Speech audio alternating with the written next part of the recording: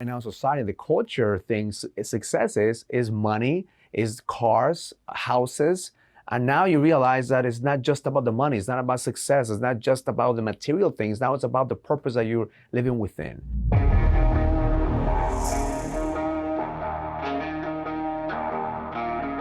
So today we're gonna get interviewed by a radio station because they reached out to me to social media and said, Raul, how can we help you spread your message?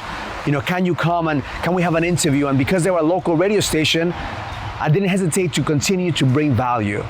So your business is a reflection of the value you bring into the marketplace. If you constantly take it from other people, you don't have a business. You just have a one-way street. An entrepreneur means bringing value to others without expecting anything back. Solve more problems, and in return, other people are gonna wanna help you go to the next level.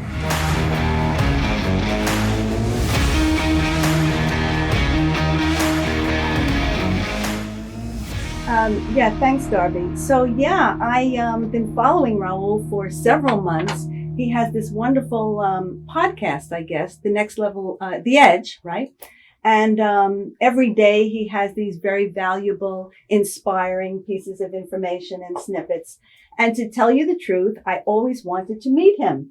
Wow. Yeah, this is going on for months. We have a mutual friend, and I kept asking him. And of course, that just didn't happen. And then about a week or so ago, we were at this friend's house. He was having his own book launching, and I had a chance to meet Raul. You see, I think things are just destined to happen. It's destiny. It's Absolutely. Destiny. And so in my conversation with him, he was telling me about a book he was writing. And the culmination of the story is something that struck such a familiar chord with me that I really wanted to have him on the show so that we can discuss this, because it's, I think, things that people don't consider. So Raul, you want to tell us about the book? Well, the book that I'm writing right now is called The King's Code. And just exactly what you said, Phil, is our conversation was in alignment with what is the journey of every single man. And you're passionate about elderly homes and helping men and women find their elderly place to live. And I told you, my grandfather recently passed away a couple of years ago. And when he passed away, I realized that we don't treat our elders the same way that we used to treat them back in the days. I look at it back when we had tribes, right? The elder meant he was the wise man of the tribe. The elder meant that he knew more than everybody else. So we all went to the elder to get our wisdom. Nowadays, we go to the internet to get our wisdom. Right, How the elder becomes Google. Right. Right? You push a button, you think that's all you need to know. Yeah. Right. So when you said when you were telling me your journey and what you were doing, it really impacted me because I'm passionate about helping men discover their journey. And their next level really is all about how do you become a leader in your community? How do you become a leader in your family, in your business, in the community, so you could actually lead with power as opposed to leading with fear? Oh, I like that. Lead with power instead of fear. And it's interesting. I mean, actually, this just really touched me that he said he was impacted by what my message was. So, in thinking about it even further, I think people very often think about, they work and, they're not really thinking about their life in a purposeful way necessarily. They're working and they're going about their business, and then they think about working and then becoming old or older.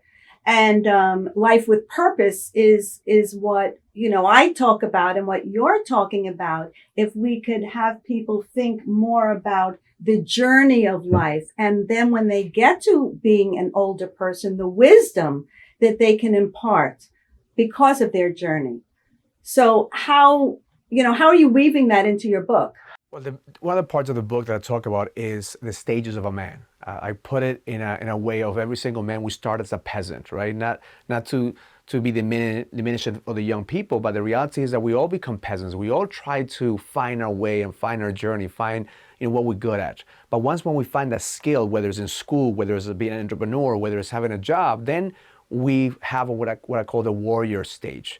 And the warrior is when you become good and maybe you have some sales skills, maybe you have some computer skills, maybe you have something to bring to the table and you become a warrior. But that warrior stage is also not the last stage, but a lot of men, we think that that's the way we have to live.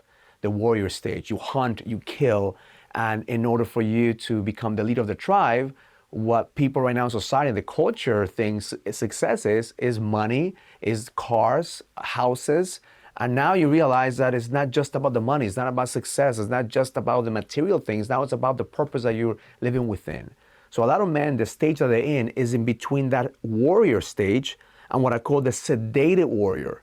Because now you get older, you're not young anymore, you don't have what I call the edge anymore, you don't have the same drive, and what you do is you pretend. You pretend that you have all your shit together, you pretend that you have all your certainty, you pretend that everything is fine, and then you start going backwards. The sedation begins. Because now you're afraid that a younger warrior may take your job, a younger warrior may take your business, a younger warrior may even take your woman. So all of a sudden now you are reacting and leading with fear. And just because you're older doesn't mean that you are a leader. It just means that you have a lot more experience. Right. Now, they go through what I call the tunnel, and one of the parts in the book that I talk about is eventually our job as men is to create a legacy. And you can't create a legacy unless you pass on the wisdom.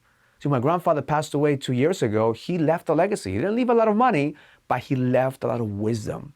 What it means to be a family man, what it means to take care of your family, what it means to actually, come from another country and paid your price to be an immigrant here, wash dishes, work odd jobs, so his family could have a better future. So that's his legacy. I'm living through his legacy. So, I think that's very interesting because, as I said, people think about it as just jobs and they're not thinking about it in terms of legacy. As a matter of fact, I think Darby and I, you and I have talked about, I met this gal who has this business called Life Inspiring Legacies. She's very passionate about that. And my ideas is for people to think about not being in that sedated state, which I got terminology from you, but to think about the value that they've accumulated through wisdom and that they're passing that on in a way that can inspire, the generation that they gave birth to. Yeah, because my grandfather wasn't an entrepreneur. He wasn't a successful man. He was an investor. He invested in real estate in Ecuador. He had a couple of properties here and there. Actually, the earliest memory that I have of him is him walking me to his land in a railroad track and teaching me not to spend money in the bus and said, here, you're gonna come, we're gonna walk 30 minutes to this lot. He had a couple of houses in that lot and he will collect rent. So he planted that seed that there is value in providing value for other people. Even though he didn't have a big empire, he was a king in his own right. And he inspired other people to become kings. So that's what the book is, The King's Code. It's not about a physical kingdom. It's about the kingdom inside of you. How do you pass on that legacy into your kids, into the community, into the people that meet you, because you have the kingdom inside of you? And inspiring at 13 years old, but I could see where he gets it from. Yes, most definitely. So this is your first book. What prompted the book? Well, at the beginning, I wanted to create a book based on the program that I have, which is the Next Level Experience, helping men find the edge. But as I got deeper and deeper, really, it took a turn because I've been working on this book for 2 years and I already finished it 3 times. and this time, I can relate to that. and every time, and like my wife told me the other day, is like, you're never gonna finish. This book is a work in progress. This book is your life. But because I want to create an impact, I wanted this book to be the first framework of what my son is going to read when he gets older. Because it's a story about the journey of a man. And like I said at the beginning, we go through the stages of being a peasant to being a warrior, and then eventually we go to the sedated warrior stage. But I do believe there is a misconception in the culture when they talk about the midlife crisis. We think that we hit a midlife crisis and men start losing their mind and having affairs and drinking and doing all these things. Porsches. Yeah, red Porsches, buying cars because they don't have a purpose. Right. But if you look back on the tribal times, if you wanted to be a leader of the tribe, you had to go through a ritual. You had to go through a journey. You had to raise your hand and say, hey, I want to be a leader. They'll hand you over a knife. You'll take the knife, you go into the wilderness, and if you kill the wolf, you came back and you were worthy to be a leader. Now that doesn't happen. We don't have that ritual anymore. We don't have those processes. The only thing that you need to have in order for you to be a leader is to have money. If you have money, you could hire people and you become a leader. And that's what right now we're going through the Me Too movement. We see all these men with power taking advantage of people. And now men have not been able to manage their power because they've gone through that stage called that I call the tunnel. Yes. So the tunnel is that midlife crisis that we talk about. But I have a different concept of the tunnel. I believe the tunnel is the rite of passage. The tunnel is you going to the wilderness and finding out who you are. Because the reason that we have this problem now with men, and include myself in it as well, because I went through my own tunnel, is because we don't have enough skills to manage through that tunnel.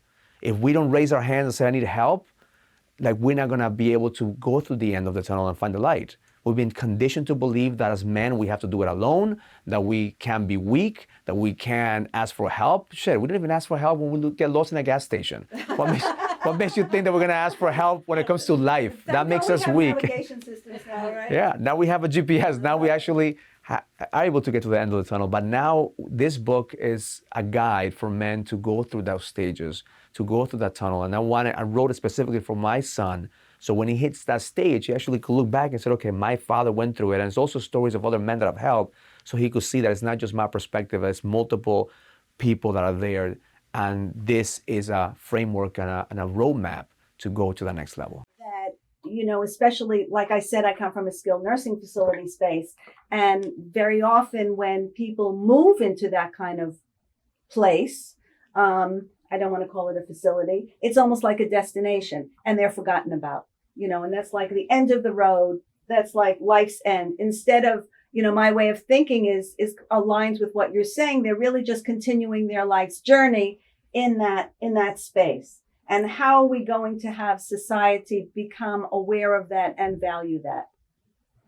And I think also, like I said at the beginning of the interview, is that technology is bridging that gap, because now before we used to retire at 65.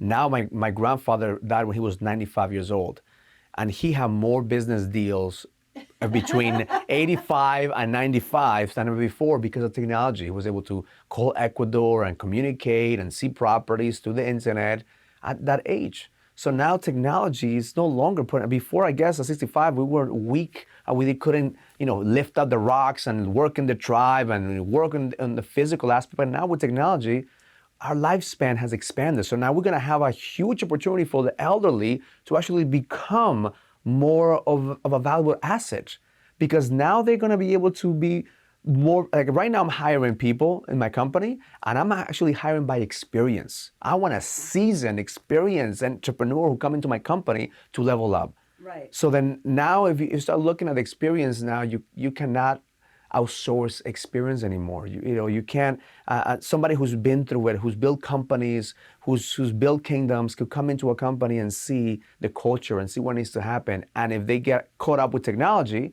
it's game over. I believe that we're gonna see a huge amount of opportunities for people between, once they retire and they don't wanna retire mentally, Yes. there's gonna be a lot more opportunities after that stage. Now you know why I've been following Raul, because absolutely. I'm 66, so I'm on that journey for sure. Right.